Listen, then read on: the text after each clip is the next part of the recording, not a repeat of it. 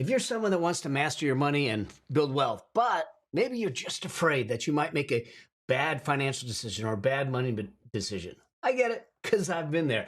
But I've got some good news for you. I'm going to break down in this episode the 10 things that financial advisors like myself will tell you to avoid. This is Building Your Money Machine, where we help folks like you learn how to master your money, remove financial stress, and live a life of choice. And I'm Mel Abraham, and I've had the blessing of working with hundreds of clients over 3 decades as their money mentor, as I pave the path and help them navigate the path to financial freedom. And I want to do that for you. Let's do this.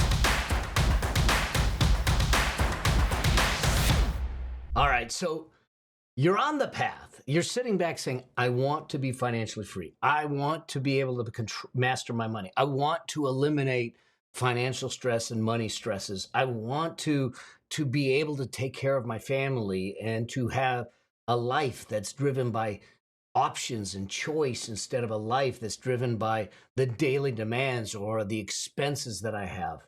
And so you get involved with personal finance. You start to understand, you start to invest in the 401k, or you start to use other investments, and you're building wealth and you're doing all those things. But here's the thing I know.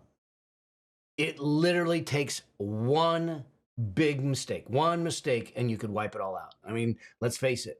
In 2005, I made an investment that turned out to be a Ponzi scheme. It wiped out 1/3 of everything I own.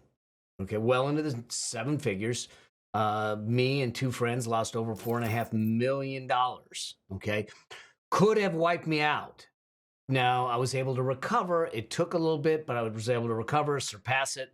We tripled it within 18 months and have continued to grow since then. Now, the thing is that one of the things that I try to do is avoid certain things that could put my wealth, my financial freedom, my family's lifestyle in jeopardy. And I want to walk through 10 of those today. These are the worst things I think you can do with your money as you're trying to build wealth.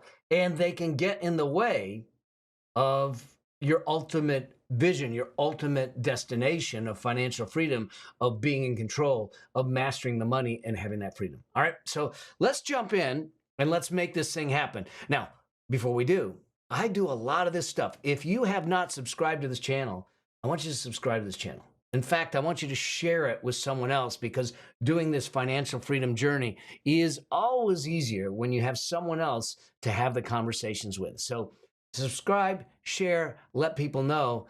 Let's light the path to financial freedom, all right, for as many people as possible, okay? Let's do this thing. So let me jump in. I'm going to jump to the iPad, and we'll start off with the very first thing that I think we need to think about. This is the things not to do, all right? So number 1 is investing without a plan. And I see this a lot, because here's what's happening with folks. They will come to me and they will say, Mel, I've got $10,000. Where should I invest it? I don't know. I honestly don't know. I don't have an answer. There is no in-the-box answer. Each person is at a different age, stage, or circumstance in their life. And depending on your age, stage, and circumstance, that defines what you should do. Here's the challenge. When you invest without a plan, it's haphazard. It's not moving you towards something. This is why in my book, Building Your Money Machine, the very first part of the book is us defining your life, defining what it is you want out of your life. Because it's important to me, and it should be important to you, that you're living your life. Not someone else's, not what the media says, not what your parents say, not what your siblings say, not what the social media says, not what your neighbor's doing, but yours. And so we start off with the vision in our life. That vision will then define the plan to make the vision a reality, because that's where we want to go. It's just like planning a trip. This just happens to be a financial trip. We figure out the destination. We figure out why that destination is meaningful and appeals to us. And then we put a plan in place. Now the plan will then define the strategy. The strategy will then determine the tactics. The tactics are our investments. See, if we start investing first without a plan, we might have great investments, but they're the wrong ones for us. So investing without a plan doesn't get us necessarily to the vision of our life. So the key is investing with a plan that was driven by what it is you want. Now, the other thing that happens is that if we do this without a plan, we have the tendency and the possibility to take on more risk in the investments than we might or should. But when you have a plan, part of that plan is going to be looking at the risks and the kind of investments you should be in. So number one is when we turn around and we are investing without a plan. So that is a don't do. This is one of the worst things you can do with your money, is sitting back and saying, I'm just going to invest and I don't have a plan. Okay. This is going to keep you out of trouble. Now, number two, these top two are huge. Okay. And number two is prioritizing consumption over investing or savings. And this is about living for today. And I hear it all the time. Oh, YOLO, you only live once. No, I'm going to live it fully today. I get it. What are you going to do tomorrow? Tomorrow's coming. Your future's coming. If we don't save for retirement, there's a study out there that says that the expected rate or amount necessary to retire is $1.46 million. $1.46 million. Yet the average savings is like at $89,000. I mean, like, we are way off from where we need to be. And part of it is prioritizing consumption over savings. Now, some of it also may be, gosh, things are just more expensive. I don't want to be tone deaf to that. And we got to figure that out, and we got to manage it, and we got to figure out our income. There's a lot of things that go into it. But what I'm talking about is, what's your mindset? Is your mindset one of short-term gratification, and I'll deal with it tomorrow and kicking the can down the road?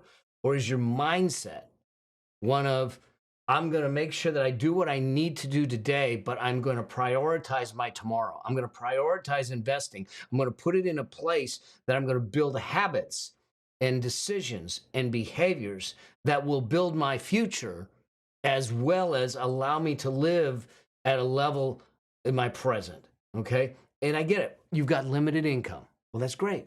We got to manage our expenses, and we have to figure out how to elevate our income. It might be side gigs. It might be side hustles. It might be asking for a raise. It might be simply owning the value you bring to the table. It might be skilling up. It might be getting new skills through education, training, certificates, all those things. But we have to, when we prioritize consumption, which is typically stuff, over investing or savings, we then put our financial future in jeopardy. So number two is prioritizing consumption over savings and investing. This number three, which may sound odd for some folks, is not tax planning. I think taxes are despised as much as root canals. That's about it, But here's the thing. Taxes are a requirement. They're a necessity. You can't avoid them. Legally, you can't avoid them, okay? And if they can cost you 25 to 50 cents on the dollar, depending on what state you live in, it is really important for us to get a fundamental, basic understanding of taxes and how they impact us, and to look at it from that perspective, so I have the opportunity to minimize how much the government's taking from me at 30 cents on the dollar to 50 cents on the dollar. You may be required to pay taxes, but you're not required to overpay taxes. The tax law, the tax code, was created to be used. And it is not illegal, it is not immoral to use it for what it was meant to do. And if you have the ability to take advantage of the tax code in a legal way, to take real deductions in a legal way, why not do it? To use tax advantaged accounts like Roth, like 401ks, to take deductions that maybe apply to you, like the Augusta rule, all those things that will reduce how much goes to the government, because if I can reduce how much goes to the government legally, I increase how much stays with me and grows my wealth in the future. So I get that it's not a fun topic. I get that it's not an easy topic because the tax code is complicated, but it is a necessary topic to get involved in. And so one of the things that I think is one of the worst things we can do is neglecting it, to disregard it, to just think that we have no control of it. Now, if you have a business, you have much more control of what can happen than you would as a W-2. But even as a W-2, there's some things you can do with how you use your retirement accounts and other deductions, charitable donations, and things that you can use for planning that can help. So the point is that you got to get involved with taxes at some level, okay? Number four is ignoring the impact of fees. Not looking at the fees that you're paying, okay? There some investments, managed funds, managed accounts can have extremely high fees. And you got to look at it from this set of eyes. Every dollar you give to someone else is a dollar that you don't get to yourself.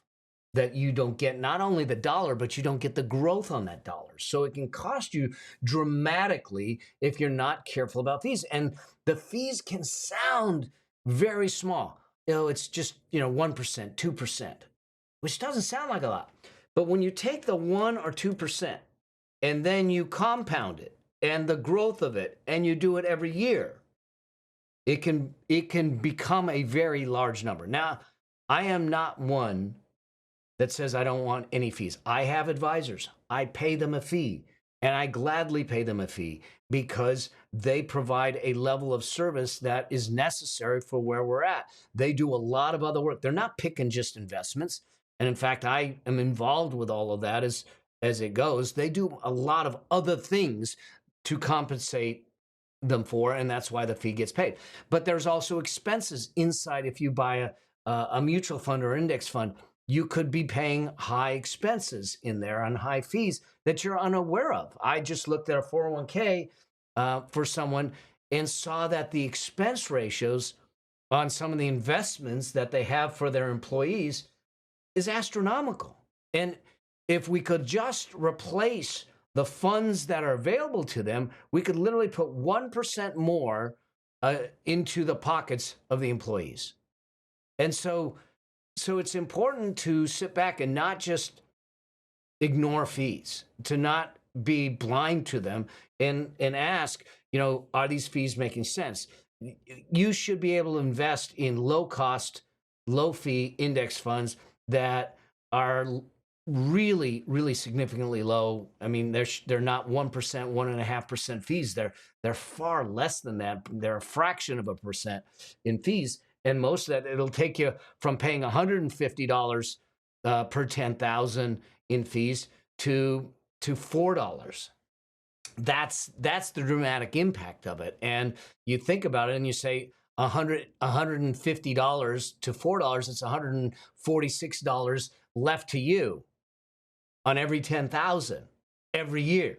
It adds up, and as it grows. And so I think it's important to not ignore fees. I am not saying to avoid fees. Again, I just want to make sure that I'm getting some economic value out of it and everything. I'm just not being naive and saying, well, it's just what the fees are. And if you happen to be in an employer plan that has high fees, go to your HR, have a conversation with them and say, look, is there a way for us to get a lower cost alternative, lower cost options in our plan? Because then we keep more money in our pockets, which gives us more financial stability and security, which gives us a more financial wellness and peace, which allow us to be more focused at work. All those things come into play to make that happen. All right. Number 5, the number 5 thing which is one of the worst things to do, is this: to follow trends or fads. I've talked about this before. Listen, market trends and fads, they are fleeting moments. memes. And now it's so easy to get caught up in it. You think about the whole GameStop thing. They talk about it on a Reddit post. It starts to drive the price up, but there's no economic basis for it to go up other than the chatter about it. And then when they stop chattering about it, it tanks. And the people that bought last, they get hurt. It is the epitome of a pyramid scheme. What I want you to do, listen, everything that I do, the way, all the frameworks, the processes that I use with my clients, and I teach on this channel and in my book, all focused on an unshakable financial foundation first, safety first, growth second. Okay. And so what ends up happening is when we start to move into trends or fads or memes, we tend to take on more risk because we don't understand it. We're trying to jump on the bandwagon. We are making an emotional decision to jump in the game. And so you end up in the game typically too late. And you get out of the game too late, which means you get hurt. You want to make sure that what you're investing in has some history, some foundation, some business model, some cash flow, some growth, has the makings of an actual real investment that's supported by its operations, by the economics, and not just driven by some meme, some talk, some trend, some fad. Okay? I put in rules, and they're the rules I teach. They're the criteria I follow. And it's all because of the Ponzi scheme I got caught in, and I lost 1/3 of everything I owned, is to make sure that I'm safe. And if it doesn't satisfy the criteria, if I can't follow my rules, they don't get my money. Even if it could have made me $1 billion, I don't care. I'd rather leave some money on the table than watch it go to the core of the earth. Okay? And I want that for you too. So we don't follow market trends and fads or memes like that. Now, number six is not looking at liquidity. In other words, not looking at what you need in cash. There is a reason that in chapter 12 of my book, Building Your Money Machine, we talk about the wealth priority ladder. And in that wealth priority ladder starts off with giving you that unshakable foundation.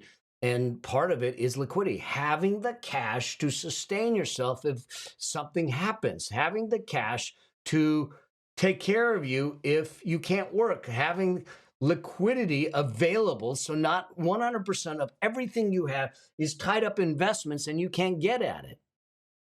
Then you end up becoming investment rich and cash poor, and you cannot live that way, because if you need the cash and you have to cash out investments in a hurry, the investments might be down, or you have to take a discount to get rid of it and get the money in.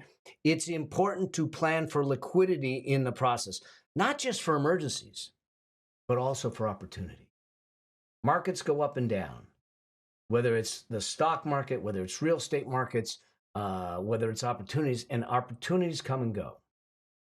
You want to have liquidity, what we call dry powder, if you will, that is on the sidelines, to one portion of it to take care of emergencies, but the other portion maybe to take care of opportunities that come in our way.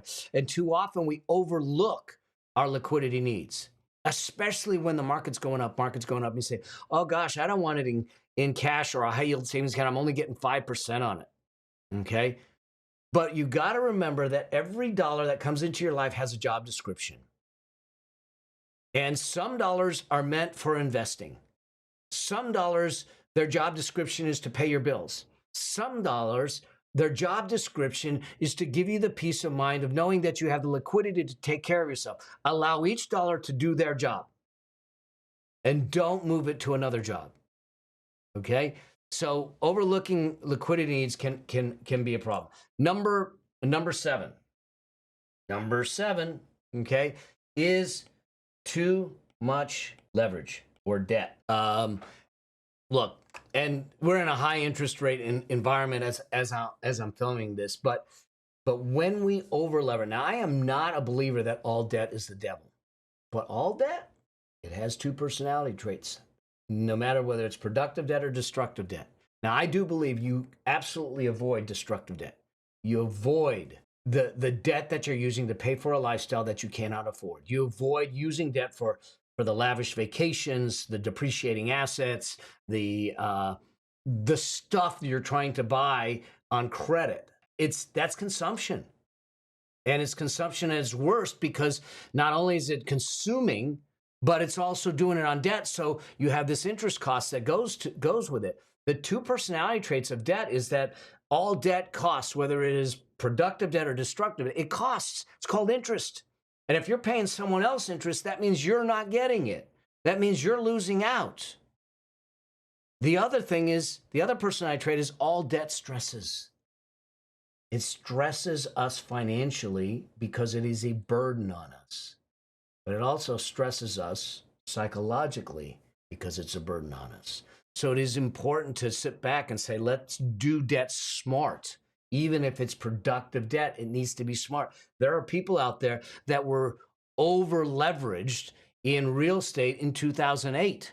And they thought they're still good because it's real estate. Real estate always goes up, and you were getting loans easily, and they were doing 100% financing in some cases, and no income qualification. And when the market turned and the values came down, and they couldn't sell the properties, and they couldn't get tenants in the properties, they couldn't cash flow the properties, they had all this debt that they couldn't carry, and properties got foreclosed upon. We have to be smart with our use of debt and leverage. Otherwise, we could put ourselves in a very precarious position when or if there is a market downturn or a flattening or a problem. Okay? Leads me to number 8, not rebalancing. What do I mean by this? Not rebalancing your portfolio. So you have an investment portfolio. Every single person is very different in what I call the risk profile. Their risk profile is built on 3 things. Their risk tolerance, in other words, how much they can stomach, their risk capacity, how much logically and mathematically can they carry, and their risk need. What risk do they need to take on to achieve the goals that they need? And that intersection is going to define their risk profile. I call it the risk triad. And I walk through a lot of it in the book. But the thing is that everyone's different. Your age, your stage, your circumstances in life will change. If you're 23 years old, you're different than someone that's 63. If you have 5 kids, you're different than someone who has no kids or is an empty nester. If you've got college-bound kids, it's different. If you have aging parents you have to take, it's different. So what we need to do is we build a portfolio based upon your risk profile and what we're trying to accomplish. And everyone's portfolio is different. Here's the mistake that most people make. They go through the exercise and they do their risk assessment and they understand it and they build the portfolio. And they never look at it again. So maybe they built their portfolio structure, the percentages of investing in equities and internationals and all that stuff and real estate in their 30s. Now they're in their 50s. They can see on the horizon retirement. They can see things that they need to do, but they never change their allocation, their asset allocation, and rebalance their portfolios. And what happens is that, one, your risk profile changes as you get closer to the needing the money. But 2, as the portfolio grows, you have stocks that go up, you have stocks that go down, okay? You've got investments that go up, investments that go down.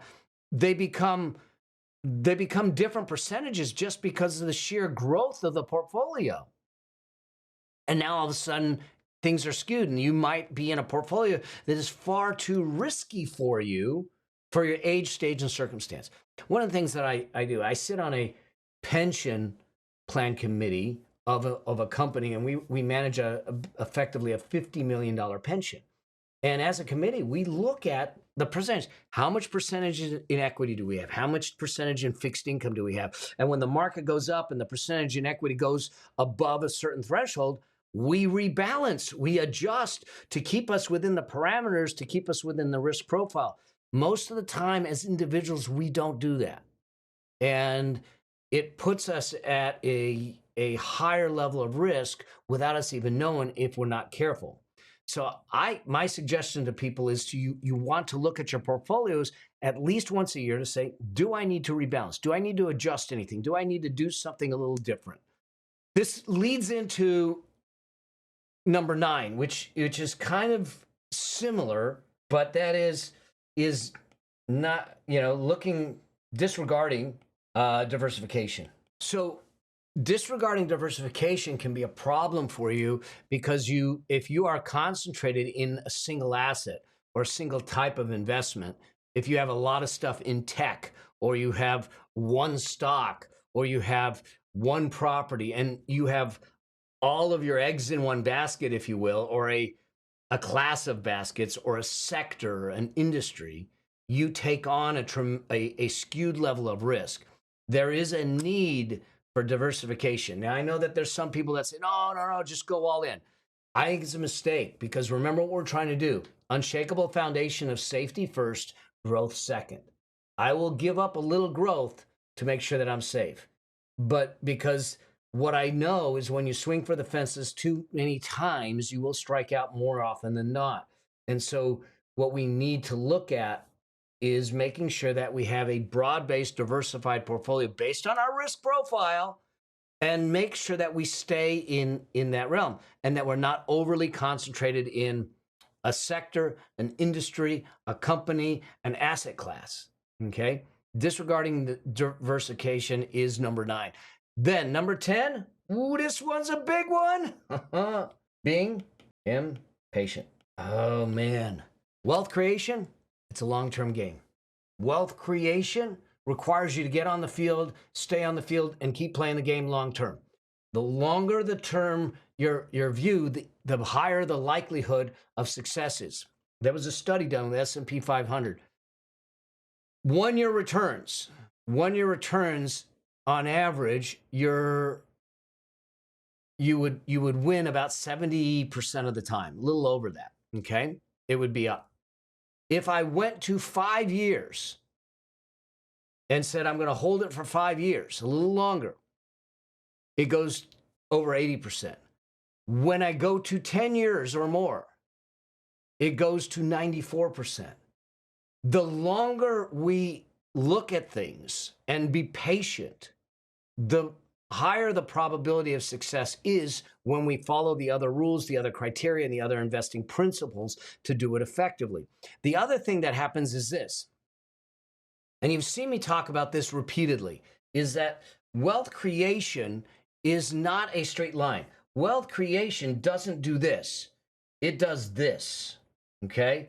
And what happens is, too often, people don't have patience down here because they're in something called the flat line. The challenge is, and the subtitle of my book says, it's getting your money to work harder for you than you did for it. And the only time you do that is when you pass the tipping point and you end up in this acceleration zone up here. But too often we don't have the patience when we're down here and we cash out. Well, the only way to bypass this is time. And if I cash out, I start the clock running again. We have to get in the game and stay in the game long term. Why did I get caught in that Ponzi scheme? Because I got impatient. Because I thought I had a quick win. Because I thought it was gonna be the answer to my prayers. I was gonna be able to, I literally created a spreadsheet and started projecting out what was gonna happen. If you're investing gives you an adrenaline rush because it's get rich quick and it's up and down and this and that, the wrong investment. You're investing long term. Your wealth creation is a boring journey. It is systematically long term, and you will. I talked to someone else that I think 4 or 5 years ago. I'm trying to remember when he rolled out his 401k. When he rolled out his 401k, it was a little bit over $440,000. He didn't look at it. He didn't rebalance. He didn't do some of the things, and just started looking at it. And all of a sudden, it's at over $800,000. Y'all, that's what I'm getting at. Get in the game, get on the field, play the game, and play it long term. Stay in the game. Be patient with it, because time will be your friend. Okay. So those are the 10 things that I think are the worst things to do, and other advisors think are the worst thing to do with your money. Avoid those 10 things, and it'll put you in a better place for your journey to financial freedom, for your ability to master your money, for your ability to eliminate and reduce the stress around money, around finances, around wealth creation. Okay. I hope that this helps. I hope that this gives you a perspective and gives you something to consider, maybe even something to discuss with your family, your loved ones, and how you want to approach things. My job here is simple. I want to light the path to financial freedom for 1 million families. I want one of those families to be you. I truly believe that financial freedom is a birthright. They don't want us to talk about it because that's the way we were raised, but I want to talk about it. I want to help you claim it. I'm not selling investments. I'm not selling insurance. I'm not selling any of that. I'm going to sell you on the possibility of your dreams. If you're willing to do the work, if you're willing to follow along, if you're willing to get the behaviors and be in the game, I'll be here to guide you. I'll be here to light the path. All right. All right. Until we get a chance to see each other another episode or on the road or out there while I'm speaking, as I always say, always strive to live a life that outlives you. See you soon.